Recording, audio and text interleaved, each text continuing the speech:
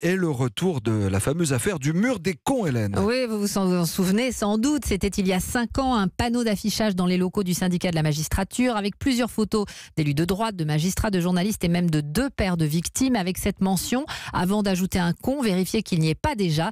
L'ex-présidente du syndicat doit donc répondre d'injures publiques. Chloé Triomphe.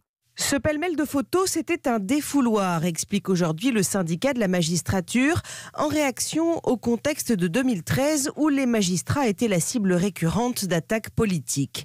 Parmi les photos se trouvait en effet un certain nombre d'élus de droite, dont Nicolas Sarkozy, mais aussi bien d'autres personnalités, 2 parents de victimes et même des confrères magistrats, comme Guillaume Didier, ancien porte-parole de la chancellerie. J'ai été quand même un peu attristé parce que je me suis dit que, en fait, peut-être que je serais amené un jour à siéger avec ces collègues qui m'ont épinglé sur ce mur des cons à une audience correctionnelle pour juger un de nos concitoyens. Ça a abîmé l'institution judiciaire parce que ça donne l'image d'une justice partiale et militante. Et c'est d'autant plus regrettable que c'est compliqué de juger les autres. La justice, elle est méconnue de nos concitoyens, elle est incomprise et ce mur est une caricature. Ce mur ne correspond pas à ce que sont les magistrats. Mais c'est pourtant un dommage collatéral de cette affaire, car c'est depuis une critique récurrente qui est faite aux magistrats et particulièrement dans les dossiers sensibles.